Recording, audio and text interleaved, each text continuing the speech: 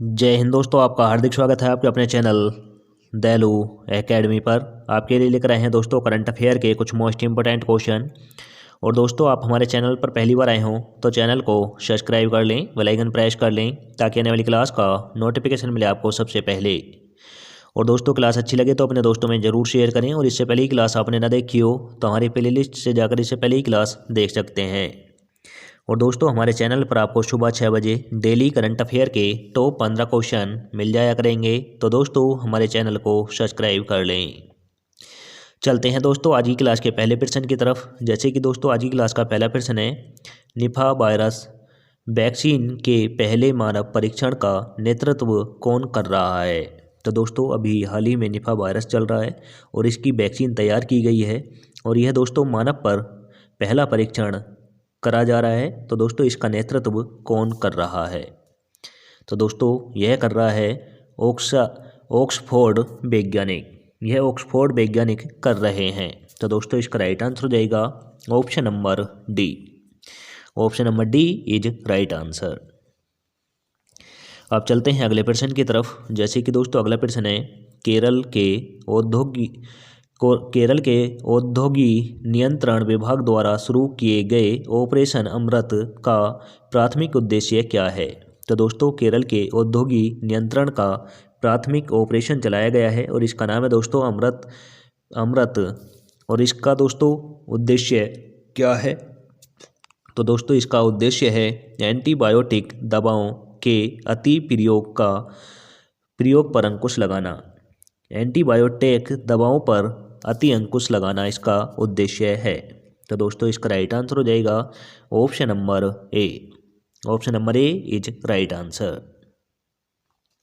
अब चलते हैं अगले प्रश्न की तरफ। जैसे कि दोस्तों, अगला प्रश्न है, नीति आयोग की रिपोर्ट के अनुसार 5.94 करोड़ लोगों के बहुआयामी गरीबी से बचने के साथ गरीबी कम करने में कौन सा भारतीय राज्य अग्रणी है। तो दोस्तों, नीति आयोग के द्वारा 5.94 करोड़ लोगों के बहुआयामी गरीबी से बचने के लिए साथ कम गरीबी करने का उद्देश्य किसने अग्रणी किया है। तो दोस्तों, यह क्या है, उत्तर प्रदेश राज्य ने। यह उत्तर प्रदेश राज्य ने किया है। तो दोस्तों, इसका राइट आंसर हो जाएगा option number B. Option number B is right answer. अब दोस्तों, यहाँ पर राज्यों का जिक्र हुआ है तो दोस्तों इन सभी राज्यों की राजधानी बता दूं, नोट कर लें। महाराष्ट्र की मुंबई है, उत्तर प्रदेश की लखनऊ है, और दोस्तों बिहार की पटना है, मध्य प्रदेश की भोपाल है। और दोस्तों, उत्तर प्रदेश में 22 जनवरी को राम मंदिर का उद्घाटन किस स्थान पर होने जा रहा है, यह आपको कमेंट करके बताना है। अब चलते हैं अगले प्रश्न की तरफ। जैसे कि दोस्तों, अगला प्रश्न है, हाल ही में किस राज्य ने कच्ची खेरेक नामक खजूर की देसी किस्म के लिए भौगोलिक संकेत यानी जीआई टैग प्राप्त किया है। तो दोस्तों, किस राज्य ने कच्ची खेरक नामक खजूर के लिए जीआई टैग प्राप्त किया है। तो दोस्तों, यह प्राप्त किया है दोस्तों गुजरात राज्य ने। गुजरात राज्य की कच्ची खेरक नामक खजूर को जीआई टैग प्राप्त हुआ है। तो दोस्तों, इसका राइट आंसर हो जाता है option number D. Option number D is right answer. और दोस्तों, यह भी आप कमेंट करके बताएं, जीआई टैग जो है कितने दिन के लिए जारी किया जाता है, यानी कितने समय के लिए जारी किया जाता है। तो दोस्तों, चलते हैं अगले प्रश्न की तरफ। जैसे कि दोस्तों, अगला प्रश्न है, आईएसटीएम द्वारा समावेश परियोजना का उद्घाटन समारोह कहाँ होने वाला है। तो दोस्तों, यह होने वाला है दोस्तों भारत विज्ञान संस्थान बेंगलुरु में। यह भारतीय विज्ञान संस्थान बेंगलुरु में होने वाला है। तो दोस्तों, इसका राइट आंसर हो जाएगा option number D. Option number D is right answer. और दोस्तों, अभी मैंने जीआई टैग का जिक्र किया था। तो दोस्तों, जीआई टैग जो दिया जाता है यह किसी भी राज्य या किसी भी वस्तु को जिसे भी दिया जाता है वह 10 साल के लिए दिया जाता है।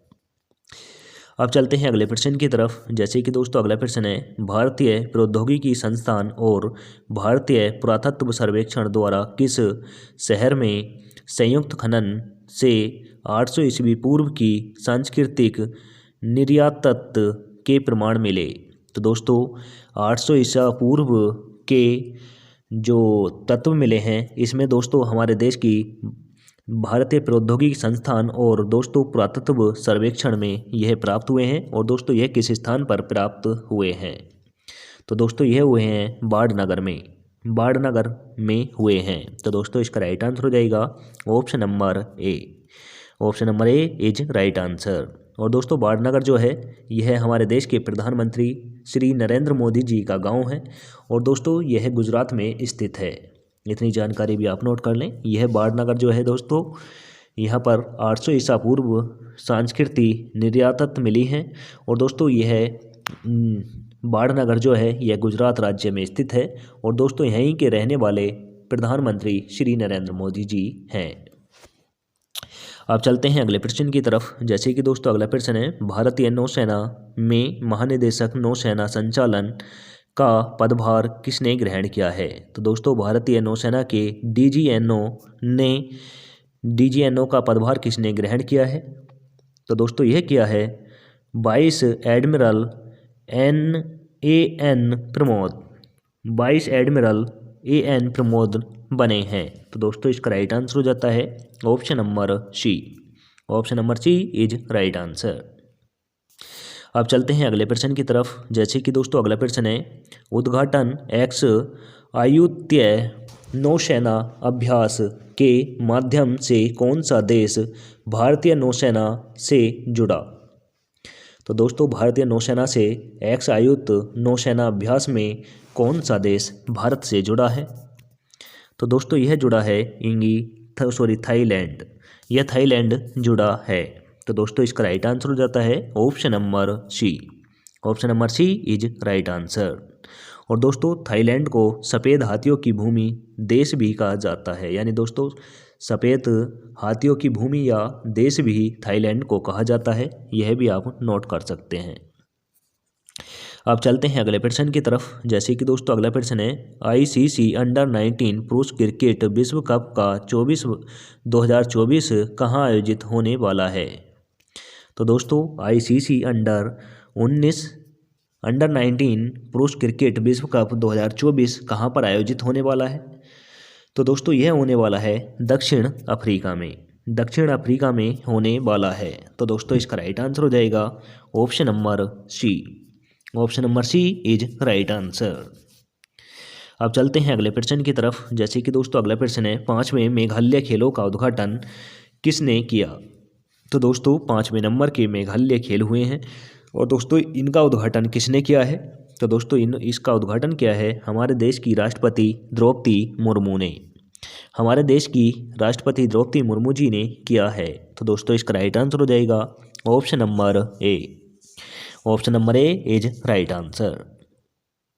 अब चलते हैं अगले प्रश्न की तरफ। जैसे कि दोस्तों अगला प्रश्न है, किस बैंक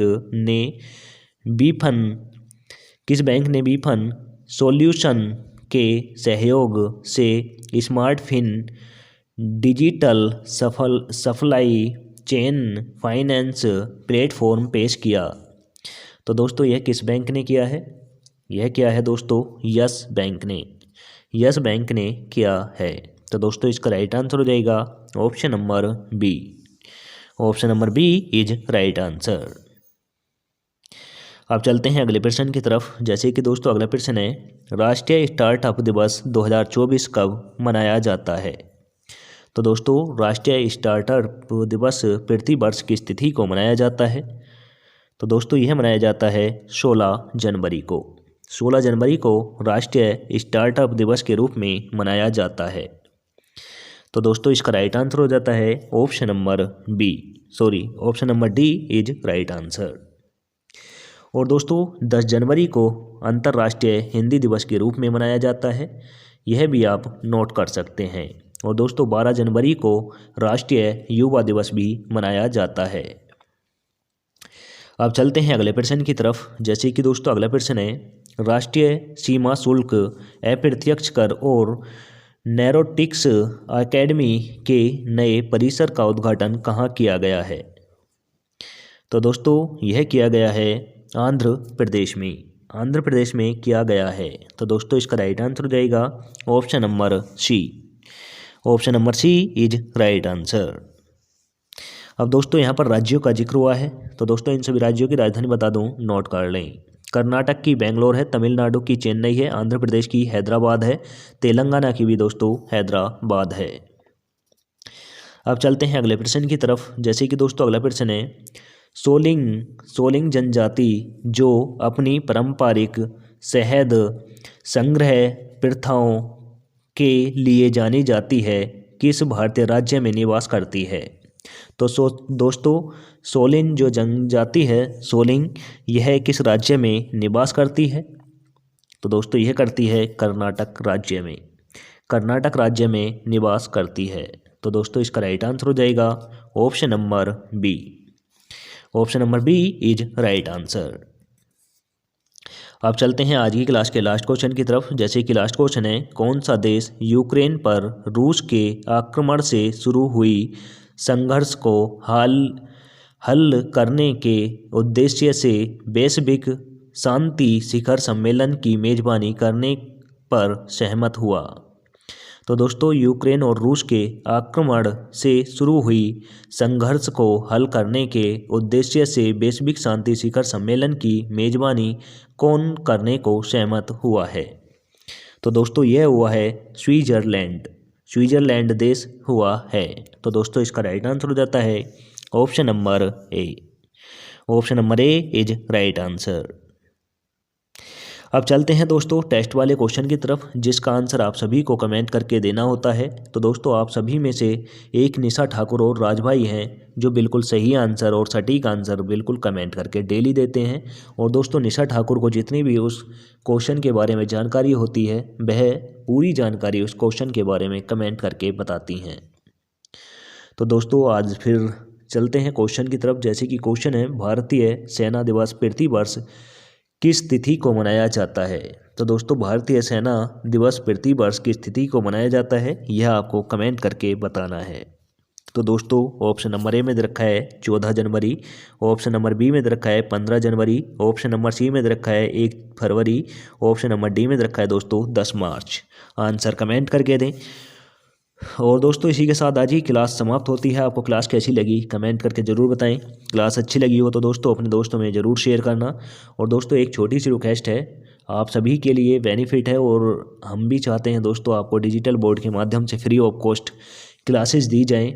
मैथ, रीजनिंग, हिंदी, यानी दोस्तों जितने भी वनडे कम्पिटेटिव एग्ज़ाम होते हैं उन सभी के लिए आपको फ्री ऑफ कॉस्ट थ्योरी की क्लासेस हम फ्री ऑफ कॉस्ट आपको यूट्यूब के माध्यम से देना चाहते हैं। और उसके लिए दोस्तों आपको क्या करना होगा, आपको करना होगा दोस्तों अपने दोस्तों में हमारे चैनल को शेयर करना होगा, जिससे कि हमारी वीडियो पर जिस दिन 10,000 व्यूज़ आने स्टार्ट हो गए, हमारा टारगेट जो है दोस्तों वह है 10,000 पर व्यूज वीडियो पर आने का टारगेट है। और जिस दिन दोस्तों यह टारगेट कंप्लीट हो गया उस दिन से आपको डिजिटल बोर्ड के माध्यम से free of cost with theory classes आनी स्टार्ट हो जाएंगी। तो दोस्तों इसमें हमारी मदद करें और आप लोगों की भी इसमें हेल्प होगी। तो दोस्तों आज की क्लास यहीं पर समाप्त करते हैं, मिलेंगे नेक्स्ट क्लास के साथ। जय हिंद, वंदे मातरम।